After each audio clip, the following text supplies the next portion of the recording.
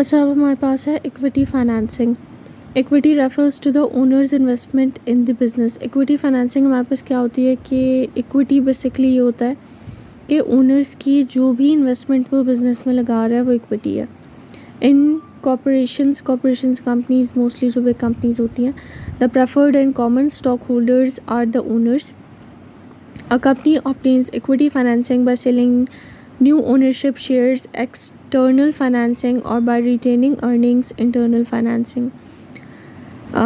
तो जो big companies होती हैं, कॉरपोरेशंस में क्या होता है कि जो प्रेफर्ड और कॉमन स्टॉक होल्डर्स होते हैं ना, वो ओनर्स होते हैं, ठीक है। क्योंकि वो शेयर्स ख़रीद लेते हैं। कंपनी जो है वो इक्विटी फाइनेंसिंग कैसे हासिल करती है कि वो जो उसके न्यू ओनरशिप शेयर्स होते हैं ना, वो उनको सेल करती है, जिसको हम एक्सटर्नल फाइनेंसिंग कहते हैं। क्योंकि वो बाहर के लोगों को सेल करती है, इस वजह से वो एक्सटर्नल कहलाती है, ठीक है। और by retaining earnings, internal financing. Retaining earnings basically क्या होता है कि जो कंपनी प्रॉफिट अर्न कर रही है और उसने अपने जो प्रॉफिट्स हैं वो लाइक मीन्स कंपनी के जो पार्ट होता है, फॉर एग्जांपल वेजेस हो गए, डिविडेंड्स हो गए, और एसेट्स में जो लाइक आप लाइक कुछ बाय करना है, कुछ सेल करना है, लायबिलिटीज़ हो गई, तो उनमें आप जो है वो उनको यूज़ नहीं करते हो, बल्कि आप क्या करते हो कि उन रिटेनिंग अर्निंग्स को जो है वो जो आपका प्रॉफिट होता है उसको आप अपने पास रख लेते हो एज अ सेविंग, कि ये बाद में काम आएगा, ठीक है। तो आप जो है उस प्रॉफिट को रख लेते हो, तो वो हमारे पास होती है रिटेनिंग अर्निंग्स। और वो कैसे होती है कि हम उसको इंटरनल रखते हैं, ठीक है, वो अपने पास ही हम रखते हैं, तो उस वजह से उसको हम कहते हैं internal. Few examples of equity financing are as follows. अब कुछ एग्जाम्पल्स हैं इक्विटी फाइनेंसिंग की जो कि हैं। नंबर फर्स्ट है रिटेन अर्निंग, ठीक है। रिटेन्ड अर्निंग मींस जो कि मैंने बिल्कुल अभी बताई है कि रिटेन्ड अर्निंग्स क्या होती हैं। उसके बाद आता है issuing shares for the cash. Means आप जो है जो शेयर्स होते हैं वो आप इशू कर रहे हो, अपने शेयर्स को बेच रहे हो, तो वो आपका कहलाता है कि आप इशू कर रहे हो शेयर्स कैश के लिए। और लास्ट में आता है प्रेफर्ड स्टॉक, ठीक है। प्रेफर्ड स्टॉक भी जो है यही चीज़ होती है कि आप कुछ शेयर्स इशू करते हो, और उसमें एक कॉमन स्टॉक होता है, एक प्रेफर्ड स्टॉक होता है, वो फर्दर हम आगे पढ़ लेंगे। लेकिन इसमें क्या होता है कि आपके कुछ राइट्स ऐसे होते हैं कि उसमें आपको डिविडेंड देना पड़ता है, और मींस उनको प्रायोरिटी मिलती है कि उनको डिविडेंड लाजमी देना है, ठीक है। और ये फिर फर्दर हम आगे जाके पढ़ लेंगे, ठीक है। रिटेन अर्निंग्स अब हमारे पास क्या है, इसको डिटेल में पढ़ते हैं थोड़ा सा। रिटेन अर्निंग हमारे पास ये है कि the retain earning represent the portion of the equity earnings left after deducting the tax and preference dividends. जो रिटेन्ड अर्निंग्स हैं वो बेसिकली रिप्रेजेंट करती हैं ओनरशिप अर्निंग्स का वो पोर्शन जो कि एक तो आप पहले टैक्स दे देते हो, ठीक है, और जो प्रेफरेंस डिविडेंड्स होते हैं, जैसे कि मैंने बताया कि लाजमी इनको डिविडेंड देना पड़ता है, जो उनका मतलब एक तरह से हिस्सा होता है।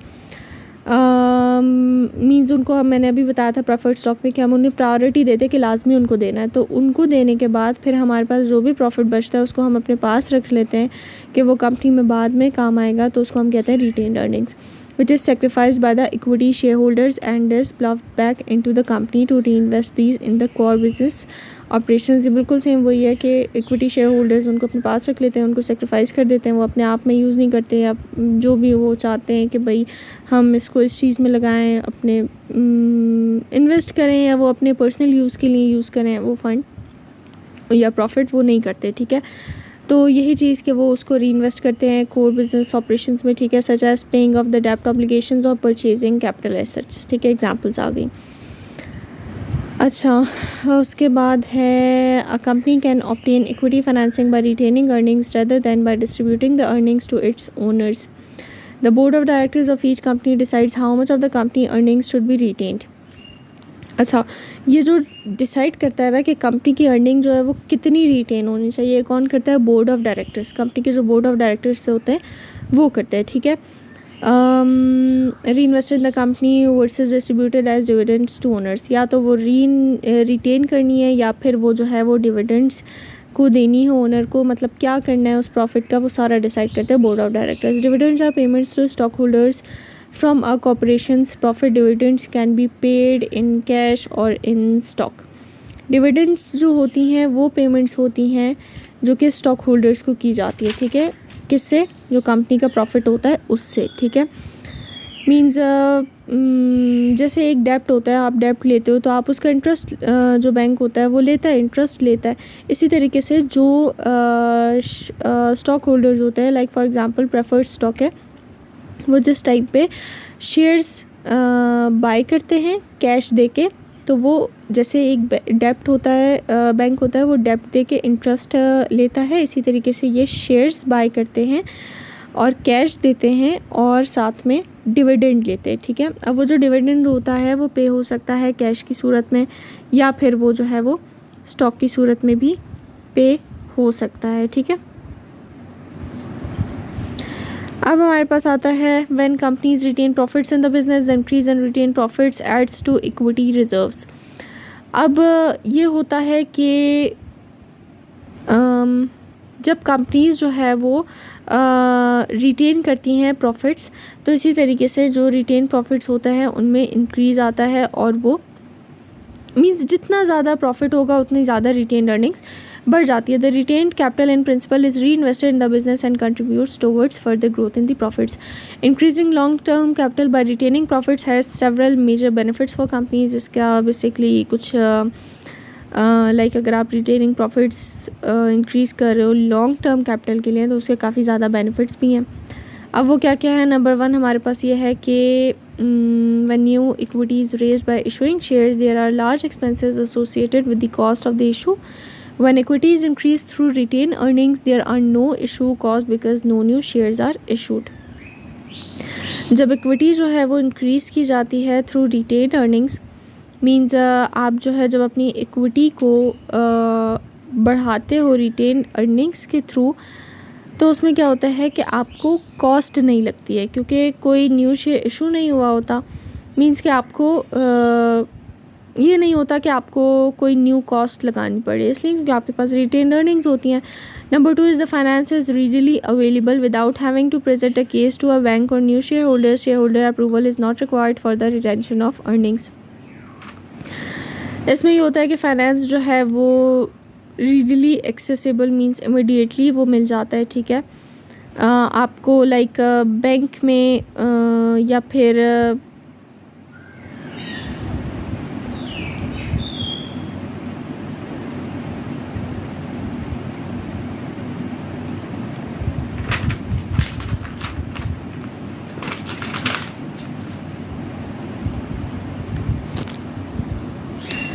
अच्छा, इसमें यह है कि आपको फ़ौरन जो है वो क्योंकि आपके पास वो जो रिटेन अर्निंग्स होती हैं वो आपके पास ऑलरेडी अवेलेबल होती हैं, तो आपको जैसे फॉर एग्जांपल बैंक्स में ये होता है कि आपको डेब्ट्स लेने पड़ते हैं जिसकी वजह से आपको काफ़ी ज़्यादा टाइम लगता है। इसी तरीके से आप स्टॉक्स सेल कर रहे हो तो उसमें आपको काफ़ी ज़्यादा टाइम लगता है, लेकिन इसमें ऐसा नहीं होता, इसलिए क्योंकि आपके पास ऑलरेडी आपकी अपनी इनकम अवेलेबल होती है, प्रॉफिट अवेलेबल होता है, तो जिसको आप वापस से री इन्वेस्ट करते हो, तो आपको किसी की परमिशन की या फिर किसी केस की या फिर कोई पेपर वर्क की किसी भी चीज़ की नीड नहीं होती। However there may be a limit to the amount of earnings available for the retention. कुछ यहाँ पे इसके लिए लिमिटेशंस भी होती हैं।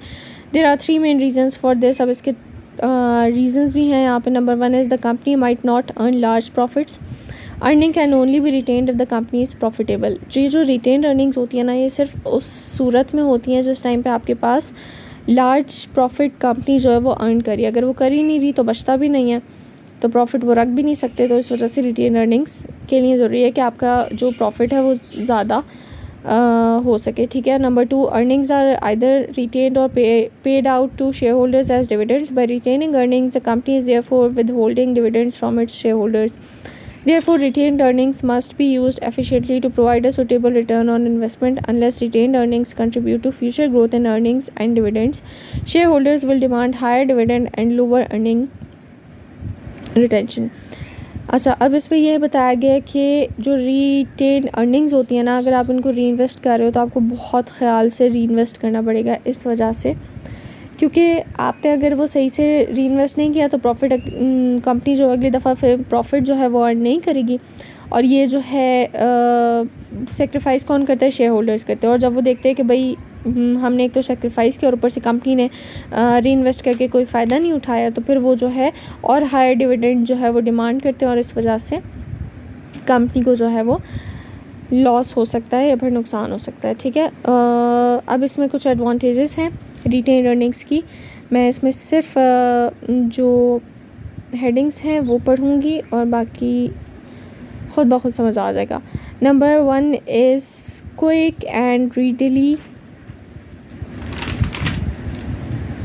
फंड्स। अच्छा, अब इसमें यह है कि आपको जो फ़ंड्स होते हैं, जैसे कि मैंने पहले भी बताया कि आपको फ़ौरन जो है वो एक्सेस हो जाता है। आपको किसी के लिए, शेयर होल्डर्स के लिए, लेंडर्स के लिए आपको फ़ंड्स लेने की ज़रूरत नहीं पड़ती। उसके बाद हमारे पास है नंबर 2, जिसमें है stronger financial position. Stronger financial position किस तरीके से होती है? क्योंकि आपके पास जब रिटेन अर्निंग्स होती है ना, तो आपको ना डेब्ट की ज़रूरत पड़ती है, ना आपको अपनी ओनरशिप किसी को देनी पड़ती है, मींस इशू करने पड़ते हैं शेयर्स। आपकी एक स्ट्रॉन्गर फाइनेंशियल पोजीशन होती है क्योंकि आपके पास खुद से पैसे होते हैं। Number 3 is low cost source of finance. इसमें जो है आपको इतना ज़्यादा मींस कह सकते हैं कॉस्ट नहीं लगानी पड़ती। फॉर एग्जांपल आप बैंक से डेब्ट ले रहे हो, उसमें आपको एक तो उनको वापस भी करना पड़ेगा, ऊपर से उसमें पेपर वर्क और अलग अलग तरह की चीज़ें, शेयर्स इशू करने में ये होता है कि फिर आपको पब्लिक इन्फो देनी पड़ती है और उसमें भी काफ़ी ज़्यादा कॉस्ट आ जाती है। लेकिन इसमें नहीं आती, इसलिए क्योंकि आपके पास पैसा पड़ा है, आप उसको जहाँ चाहो आप उसको यूज़ करो। Number 4 is no extra issue cost. कोई एक्स्ट्रा इशू कॉस्ट नहीं होती। ठीक है, मींस ये है कि reduces the cost of issuing the external equity. Means आप जब शेयर्स इशू करते हो, शेयर सेल करते हो, तो उस टाइम पे आपको उसमें भी कॉस्ट लगती है, तो इसीलिए यहाँ पे कोई एक्स्ट्रा इशू कॉस्ट भी नहीं होती है। नंबर 5 इज़ नो लॉसिंग और कंट्रोलिंग ओनरशिप। मींस ये कि आप अपनी कंट्रोलिंग या फिर ओनरशिप जो है वो आप उसको नहीं खो रहे होते हो। जैसे डेब्ट में अगर आप करते हो और ओनरशिप में क्या कहते हैं उसे, इशू शेयर्स इशू करने में हो जाता है। ठीक है, उसके बाद है wealth creation for the share holders.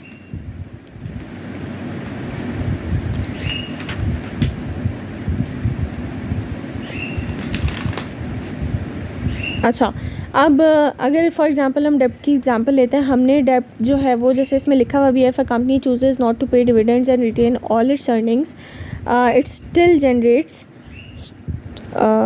Generates wealth for its stock holders.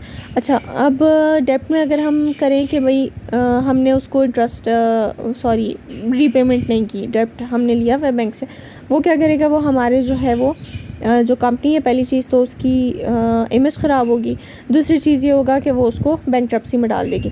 लेकिन इसमें क्या होता है कि आप जो है रिटेन्ड अर्निंग्स में आपको डिविडेंड्स पे नहीं करने पड़ते और आप जो है वो सारी अर्निंग्स आपके पास होती है, तो वो स्टिल आप जो है वो वेल्थ क्रिएट कर रहे होते हो स्टॉक शेयर होल्डर्स के लिए।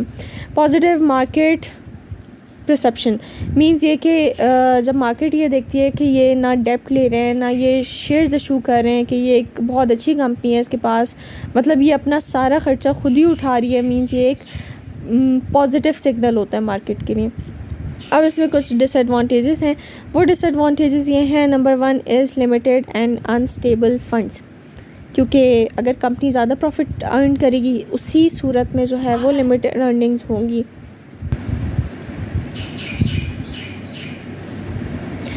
अच्छा, प्रॉफिट्स अगर कंपनी जो अगर ज़्यादा प्रॉफिट अर्न करेगी, उसी सूरत में जो है क्या होगा, आपके पास रिटेन्ड अर्निंग होगी और फिर वो भी प्रॉफिट पे डिपेंड करता है। अगर ज़्यादा प्रॉफिट मिला होगा तो रिटेन्ड अर्निंग भी ज़्यादा होगी। लेकिन मोस्टली ये जो है, मोस्टली नहीं मींस कंपनी पे डिपेंड करता है, लेकिन ये लिमिटेड भी हो सकती है और अनस्टेबल फंड्स भी हो सकते हैं। फिर उसके बाद होता है कि सेकंड में आता है नीड लोन्स। कि कभी कभार ऐसा होता है कि कंपनी की जो रिटेन्ड अर्निंग्स होती है वो इतनी ज़्यादा सही नहीं होती, ज़्यादा नहीं होती, तो उसको स्टिल अपना कोई भी एक प्रोजेक्ट है, फॉर एग्ज़ाम्पल अगर हम बोलें कि भाई हमारा 1000 का प्रोजेक्ट है, हमारे पास 700 रिटेन्ड अर्निंग है, तो 300 हमें स्टिल लोन लेना पड़ेगा बैंक से। तो इस तरह भी होता है कि हमें ज़रूरत पड़ जाती है लोन की रिटेन्ड अर्निंग्स में, तो ये इसकी एक डिसएडवांटेज है। नंबर 3 है हाई अपॉर्चुनिटी कॉस्ट।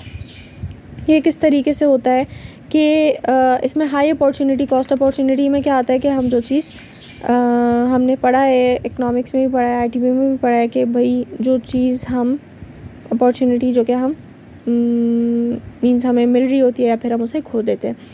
तो जो रिटेन अर्निंग्स होती हैं वो हमेशा जो इक्विटी शेयर होल्डर्स होते हैं वो उसको खो देते हैं, वो उसको रिसीव नहीं करते कि ये हमने अपनी प्रॉफिट रखना है, तो वो उनकी एक हाई अपॉर्चुनिटी कॉस्ट होती है। तो रिटेन अर्निंग्स में बहुत ज़्यादा हाई अपॉर्चुनिटी कॉस्ट होती है। उसके बाद है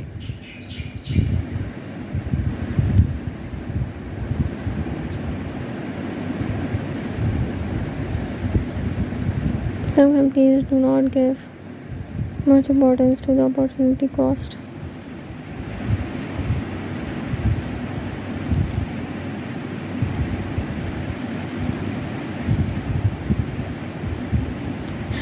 अच्छा, इसमें हमें बहुत ज़्यादा मीन्स केयरफुल रहना पड़ता है, यानी कि हम लॉस उठा सकते हैं बैड इन्वेस्टमेंट का ना, कि भाई अगर हमने रिटेन अर्निंग्स जो है वो गलत जगह पे मीन्स लो या वीक प्रोजेक्ट्स पे मीन्स